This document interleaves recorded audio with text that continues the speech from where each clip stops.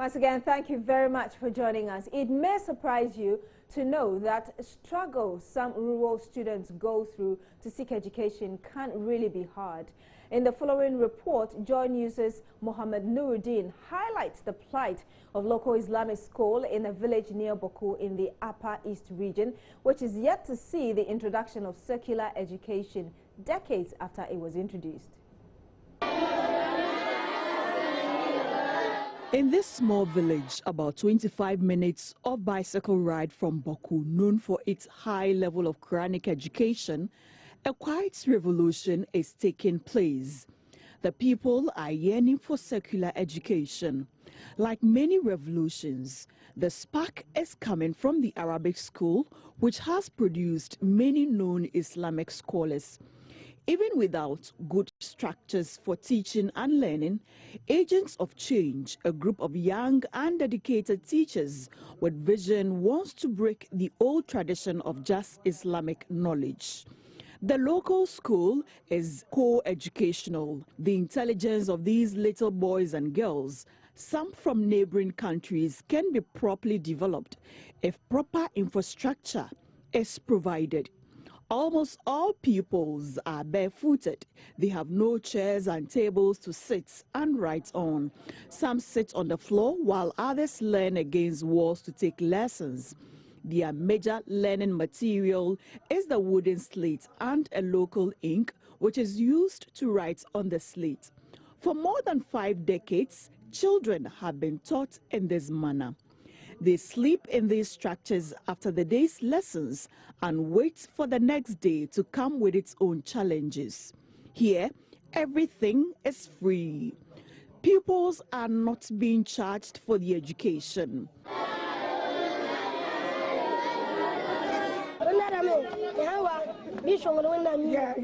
We need help for the sake of Allah. Help us with books and other essential materials that will make studies here better. Some people have come in the past, but we are yet to see any help. Directors and teachers here wish the situation could change for the betterment of the children.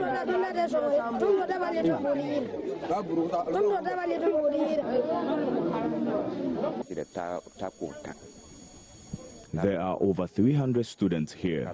We teach them and take care of them, their medical bills and everything for free. The shelter was raised by them. We are benefiting so much from the school because we get to know Allah.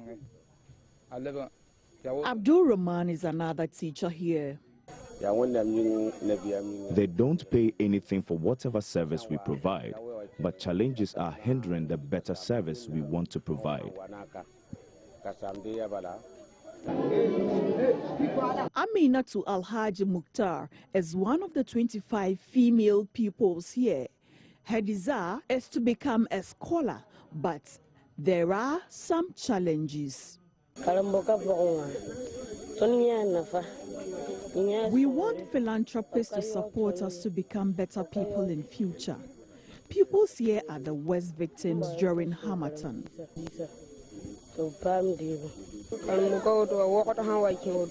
We go through hardship during Harmattan. The situation becomes worse during the dry season. Aside that and other challenges, we are okay with the teachers. Until help comes to these pupils, their situation will remain the same.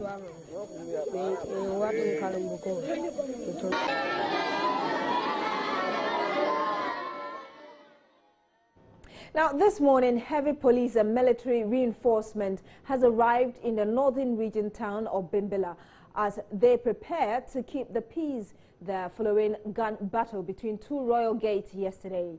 Police confirmed 2 deaths and 4 injuries from the gun battle last night. The troops are expected to take over the battleground and prevent further fighting. Bimilla District Police Commander DSP Ben Ania tells Joy News they expect the casualty figures to rise. This morning, we have not heard of any gunshots yet. Because it's not even 6 o'clock, probably that might be the reason, because the curfew is supposed to end at 6 a.m. So because our numbers have taken over the streets, nobody has come out yet. But after 6 o'clock, I don't know what would happen. You sense maybe they're going to start firing again? We have got sufficient numbers of reinforcement in the town. We will make sure that we move to places that the firing was actually coming up to take over those areas before 6 o'clock, such that they'll find it difficult to start firing. And yesterday we heard that 2 people had been killed. Yes, we were able to pick 2 dead bodies and then 8 injured. So far, that is the number that we have gotten. But as I said, the fighting took place deep into the night. And because it was dark, we couldn't have moved into the fighting, the battleground itself, to find out for bodies. So this morning, as soon as it is 6 o'clock, we are already in the field now. As soon as it is a little bit clearer, we will move into where the fighting itself actually took place to see whether we can get dead bodies. But I think that there's the likelihood that we might find some other bodies.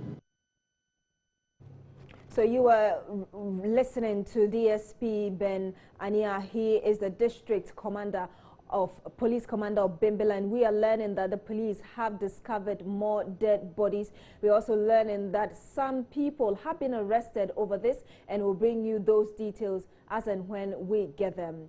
Now, over 200 people have been displaced in a fire which swept through a slum in the Ashanti regional capital, Kumasi, Wednesday night.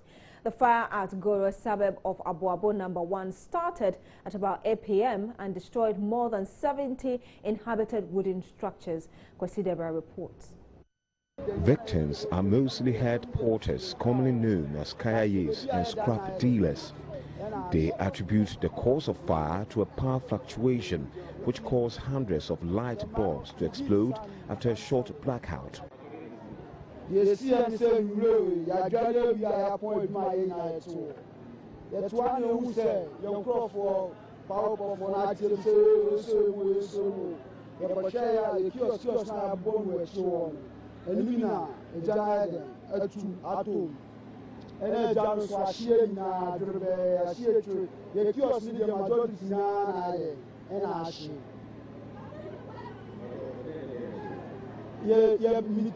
Flash screen, with computers, with TV, with BBA, in fact, with BBA show.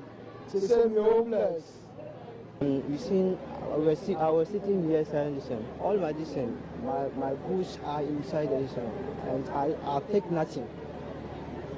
Due to that, I don't know what to do. Everything is there. Yeah. I light off. Doma light off no. Na omuma light no. Current na buy in a high. Nte ba high no. A high na bob na in master light na toilet bob na pipe.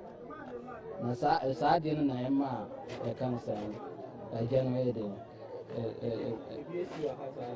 and see a builder. I had the ability with the way the first time I had this is me kwa jwale nti me nema ni ewe nkwa nkwa na ewo ntuma nkwa ene ye me dia oba ko friend yame oba ejena swawie oba no mo dem alok nti ntuma fa bibia ne nema nyina ahye. Though fire personnel responded swiftly to distress calls, they found it almost impossible to reach the heart of the fire due to inaccessibility. Joy News could immediately not confirm if there was any casualty. Station officer 1, Malaysia Fire Station. We are at the station around 8 o'clock when they call us to attend fire at Abuabo number 1, probably known as Golo. In fact, when we came, accessibility was a problem. The place is fully congested. So when we came through our investigation, we saw that, according to them, one woman said there was current fluctuation around 6 o'clock, meaning that the lights went off and then it came back. Immediately it came back, there was fire at one of their wooden structure. So when we saw that man who is sleeping there, he said he left his computers on. So we suggested that that might cause the fire, but we are still.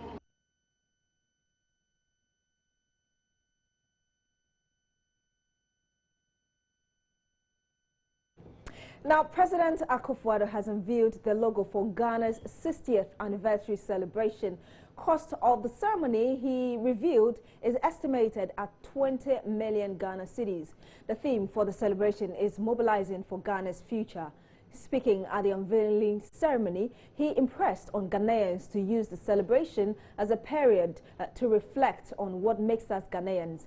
President Akufo-Addo expressed hope the cost of the celebration will be borne not only by the state, but also Ghanaian citizens and organizations. He stressed it is his ambition to commemorate this Diamond Jubilee with minimum or no burden at all on the national treasury. Raymond Akwa will join me later in the studio for a discussion on the estimated cost of the celebration. But first, let's listen to President Akufo-Addo at the unveiling ceremony. Do we have reason to celebrate? Yes. Do we have reason to reflect? Yes. Do we have reason to challenge ourselves today? Yes. There are Ghanaians, many of them unsung, who have distinguished themselves quietly, meaningfully, modestly. Some have blazed a trail in this country and across the world. Yes, we must tell the Ghanaian story first to ourselves. I also ask specifically that the 60th anniversary commemoration be modest. I'm pleased to announce that under the able chairmanship of Ken Amankwa, the National Planning Committee has provided an agenda that I can sign up to. Today, I unveil the logo and the theme. We are an industrious and determined people, and together we can and must build our beloved nation. It is appropriate then that the theme of this program should be one of reflection, celebration, challenge, and togetherness. Ladies and gentlemen, our theme is mobilizing for Ghana's future, and the accompanying logo can be seen on the screen. This logo symbolizes the diversity and unity of our country and the aspirations of the Ghanaian people for a dignified and prosperous future. It was the dream of the founders of our nation that Ghana, free, progressive, prosperous Ghana, will be the beacon of Africa and the light of the world. That dream still lives on. It is a dream that has been nurtured by great patriots through the ages. Over the course of the year, the Ghana 60 Years on torch will move from region to region, encouraging citizens to participate where they lived and worked, supporting domestic tourism, and an opportunity daily to reflect, celebrate, renew, and challenge ourselves to define the spirit, I am a Ghanaian. You heard President Akufo-Addo there. I'll come to Raymond very shortly to have that discussion on this. But we are learning right now that 10 people have died in the Bimilla clashes that happened yesterday. We're trying to get in touch with the police to confirm this. As and when we're able to connect to the police commander there, we'll bring you the information on this, plus other things happening right now in Bimilla. Let's turn to Raymond Akwa, who joins me in the studio. So Raymond, we spent over $70 million on Ghana at $55 million is moderate, won't you say? It depends on how you look at the calculation. First and foremost, in 2007, the amount approved by Parliament of the Republic of Ghana was $20 million. Hope you get that. By the time they finished the project, we have spent $60 million according to the government's own estimations and accounting. Now, when the Auditor General presented a report and was asked about this particular amount, $60 million, he said we had actually spent up to $78 million US. Don't forget, 20 approved, 60 spent. Auditor General confirms figure went up as high as $78 million US. Now, when you put those figures in perspective, let's take the middle figure of 60 million. If you want to compare it to the current 20 million, we are talking about an exchange rate of 0.94. The 20 million you're talking about is Ghana cedis. This time around, if you're talking in dollars, you're talking about 5 million. Yes, but the difference here is that if you want to do a comparison, we know the current CD rate, right? 4.3 something. Very good. Change the dollars you had in 60 million as of that time to cedis, and the rate was 0.9457, and that will give you some 56.742 million. Raymond, why do we have to do this comparison? Because why don't we stay in now, where we know that we are spending $5 million as compared to the 20 million that you're talking about was approved? The exchange rate is different. So CD now, when converted to the dollars, will be erroneous compared to the dollars of 2007, which when converted to cedis is actually far lower. So let's not get it different. It was 56.742 million Ghana cedis that was spent according to government's own estimations. This 56.742 at best will be 3 times the number we are spending, as in 20 million today. Now, but the value obviously cannot be compared to the previous one. That is why I actually use the exchange of previous times, so that if for nothing at all, you are having a common denominator and comparing the amount of monies now. I am saying that if you are spending far lower than that, 3 times less than the amount you're spending now, of course, you seem to suggest you are not doing a grandiose project, which is good. Because one, we are before the IMF for policy credibility, and also because our fiscal situation is not good enough. We've been told by the current government that we have a big difficulty with balancing our books, to the point that the problem is more serious, in the words of the president, than we thought it was when we went through the transition and the revelations that came out of same. So there's a need to cut out, one, ostentation, and 2, profligate expenditure. This 20 million we are talking about, it is based on estimations, we are told, and I heard Deputy, what they call it, yes, I heard say that today. well. Estimations. We don't know the exact projects that are going to be put out today. We don't know. But and it says that committees are still meeting. So this is a fairly estimated figure, like the way we estimated the $20 million in 2007. It's unclear. Sure. When you move back, all that it tells me is that regardless of what's going to happen, there's more likely going to be higher expenditure than lower expenditure in this case. But let's not also forget, we are told that a certain grouping in the private space is the one going to fund it. And I heard him say, we are going to collaborate with them, not funding 100%. Most of the private institutions, most of the big corporations make budgetary allocations in the last year for this year. Did we, as of the time that the MPP was campaigning, were they aware that they had collaboration with what they call it private institutions to fund projects this year? How many of the private institutions today are willing to let go of huge chunks of their money, which is how they would actually contribute to the funding? Do we know of the exact budgets, if it's going to fall into the corporate social responsibility of these private institutions that falls in? There are so many unknowns that makes this figure much more than ever doubted. That's why they're even saying. But for instance, Abu Jinapo this morning, when he spoke on the Super Morning Show, said that, okay, so Joy FM, for instance, we can decide to get free airtime from you. That's also one example he gave. But when Joy FM did this planning for 2017, at what point in time did Joy FM say that we're going to give Ghana 60 days amount of free, what they call it, credit, or free airtime? Did they plan that? If you have to make an arrangement, how much would it be? So you have to take all of that into consideration. I am saying that it is overestimations that are likely to happen at the end of the day. Now let's look at the substance behind what you're talking about. The president gives the understanding, which is very good. And remember, in 2006, going to 2007, former President Akufo was very clear in his mind when he said that we should look at the value of the celebration and not necessarily the cost of everything. It's good. One, there's reflection on the grounds that Nanado wants us to do. I'm wondering how it will cost us to do reflections in this particular case. He also mentioned there's reason to celebrate. One more reason why you cannot be very excited about your state even when you're 60 is Raymond, compare yourself to a country like South Korea. I'll come to you very shortly. I'm sorry to interrupt, but we have ASP Ebenezer Tete on the telephone line. He speaks for the police in the northern region to give us some updates on the case in Bimilla. Good morning to you, sir. Thank you for joining us. Hello, ASP.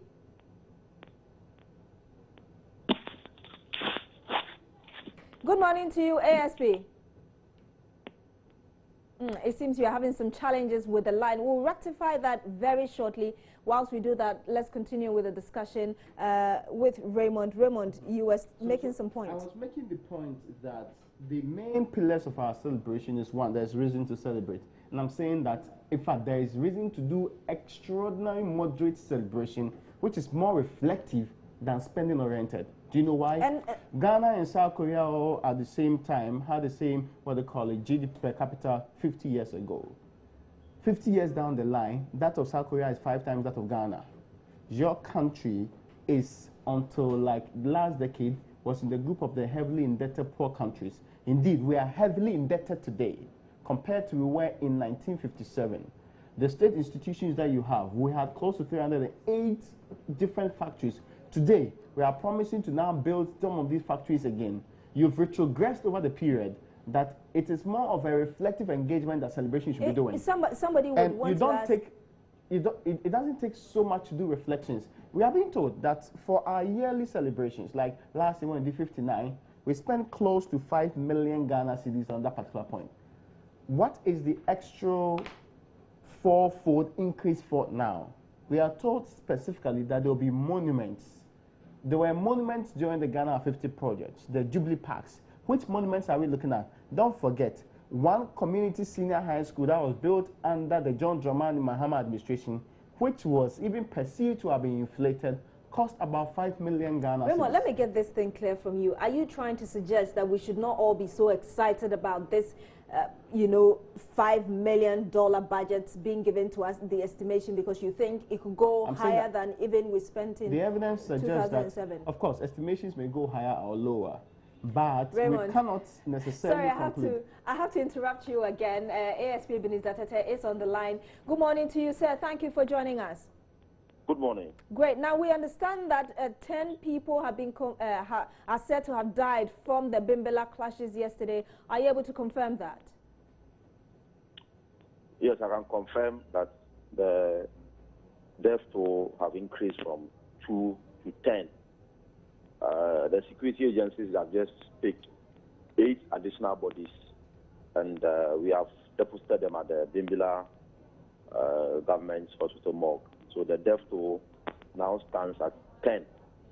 The injured, 8, and 17 arrested. All right. Do you anticipate that the figures could rise again based on what's happening there? The security agencies are still going around assessing the extent of damage. It is possible they may come across some persons who are injured or others who have fallen. So please let us wait patiently. As and when the figures come in, we will put it in the public domain. You're telling us that 17 people have been arrested. On what basis were these people arrested? Yes, they were arrested following the violence yesterday. So these are persons who were caught either in the act, or persons who have contributed remotely, or who have, committed criminal acts, and they have been picked up. Is there a search for more people who may have been involved? Pardon me? Is there a search for more people who may have been involved in this? Is there a search for? Are you looking for more people? To arrest? Exactly. Who are probably suspects or culprits in this? Oh, yes, why not? But for now, the concentration is on going around to possibly look out for injured persons or persons who might have fallen. And that is the concentration for now. Yes, more persons will be picked up if we get the information, and we will do so quickly without any hesitation. You're just telling us that the death toll has risen from 2 to 10. Are you able to break it down for us? How many men, women, and children, for instance? I cannot give you the various, sexes, whether more men or more women. At the appropriate time, we'll put that information out. But all the 10 bodies for now have not been identified. So as and when they are identified with their sexes, with their age, and with their names, we'll put all those things in the public domain. Early this morning, we spoke to the Bimilla District Police Commander, who told us that a group of military and policemen were actually on the ground. Tell us, what is the security situation there now?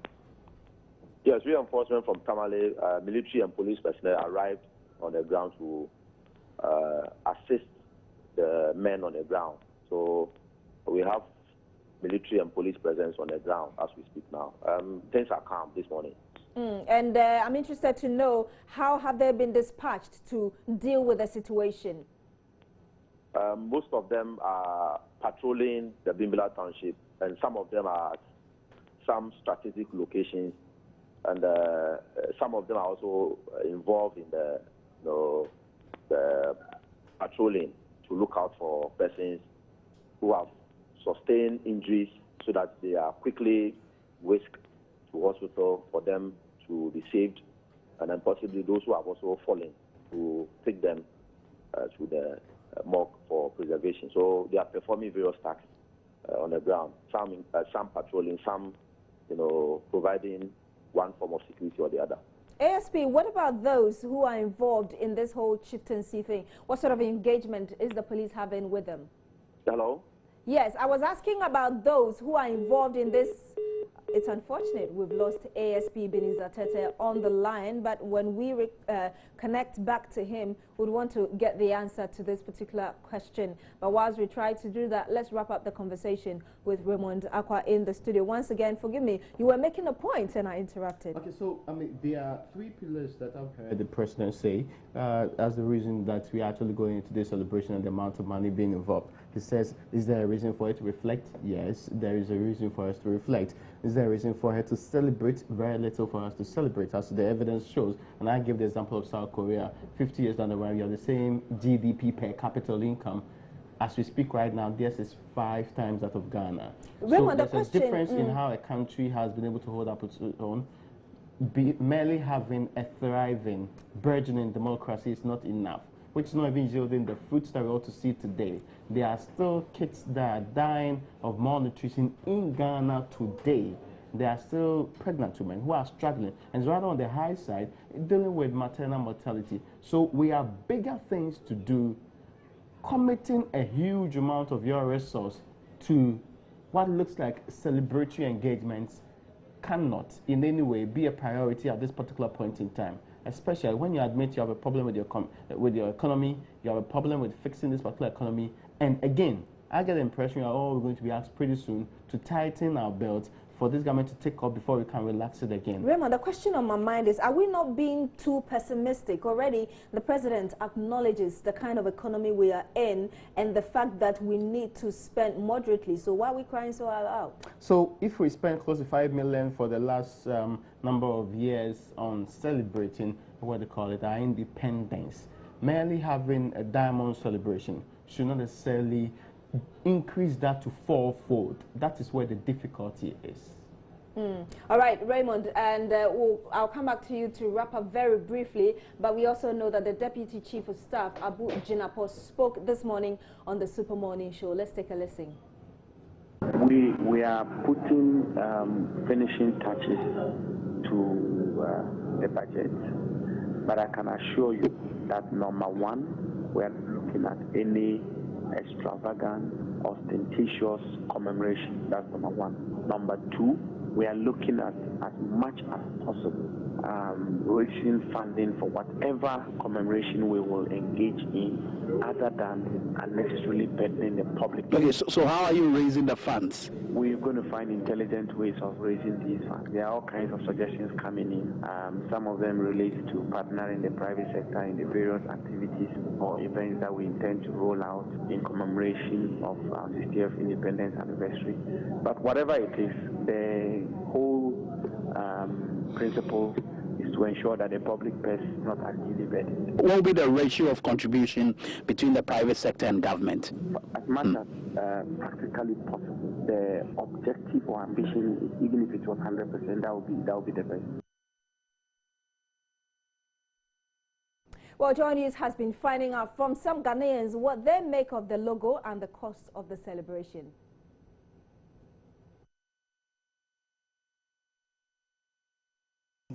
So I have with me here Charlotte, and then I have Stephen here with me, and I have Fred here with me. So first of all, let me find out from you. Stephen. Yes. You've seen the logo. Okay.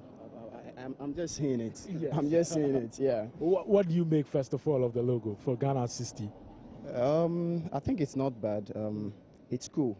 It's cool. I think we can, but probably if some other suggestions can be made concerning the logo, so that at least we have some varieties to choose from. I think that wouldn't be a bad idea at all. Yeah. Okay, great. Now let me find out from you, Charlotte. Charlotte, you've also seen the logo. Before I come to Fred, you've also seen the logo. What do you make of the logo? It's cool. It's good. It's nice. I think it's okay. Yeah. Well, you see, it's more about unity, you know, mobilizing for Ghana's future, they say. But, you know, you see people with their arms, you know, around each other, which speaks more of unity. Do you think it represents our culture well enough? Do you think it defines the Ghanaian well enough? Yes, I think so. It does, because we are really united. So I think it's okay. Okay. But if you had a chance to make an input, what would you have suggested to be the logo? Well, I would have taken this. You'd have taken this? Yes, it's okay. Okay. Yeah, maybe with the red, gold, green, you know, our colors in it. Yeah. Okay, this one is in black and white. It's actually in red, yellow, green. Oh, okay. It's okay. Yeah, okay. So that's the greatest suggestion you've made there. Let me find out from you, Fred. Fred, what do you make of the logo? Well, as you can see, it's totally represents Ghana with the red, yellow, and green colors. And the theme also says like, mobilizing for Ghana's future. And I strongly believe that even though it looks that simple, but it's very deep. If you are mobilizing for Ghana's future, it simply means that all hands must come on deck. And then the issue of the winner takes all in Ghana must come to a stop.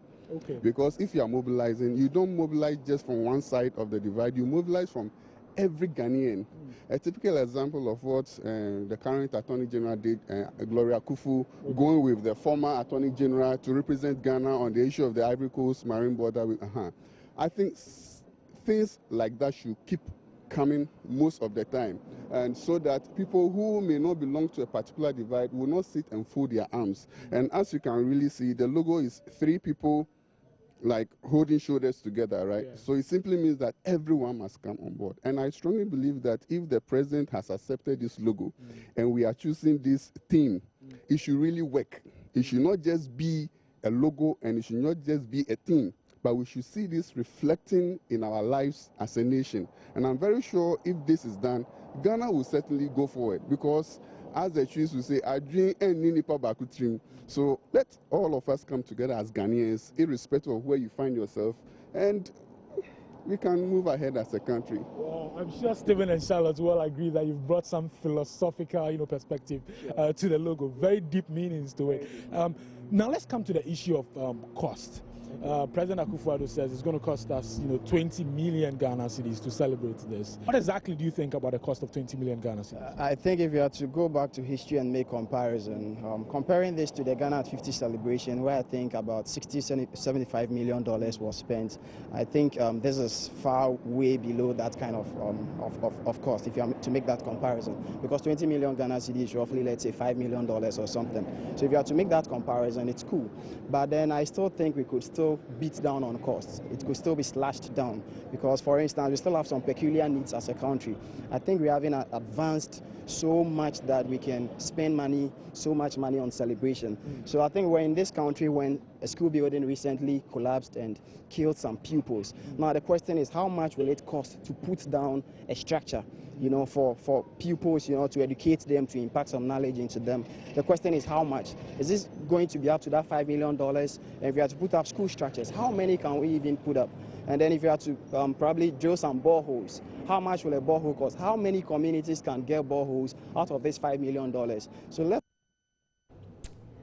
You're still live on News Desk. Raymond Akwa is still in the studio with me. And Raymond, I want to pick your final words. Based on what you've told me, seems you have some ideas on how else this could be done to save the nation some money. Let's celebrate it, that's without doubt. But let's make sure that we cut out this element of putting up monuments. We already have monuments across the country for several other reasons. And indeed, if you're saying that the private sector is supposed to sponsor, why don't they sponsor the monuments directly? Why should there be a different form of determination that comes to all of this engagement? And more importantly, the celebration of Ghana at 50, Ekua Anidohu and Co. did a report on whether or not Ghanaians felt they were socially included and it brought them together and brought in national unity. The overwhelming evidence on the ground shows that that was not the case. Some said that there were a lot of exclusions based on party, gender, and also age. If you want to celebrate it, at least let it be more inclusive this time around. Thank you very much, Raymond. Aqua is my colleague here at Joy News. You're still watching News Desk on Joy News.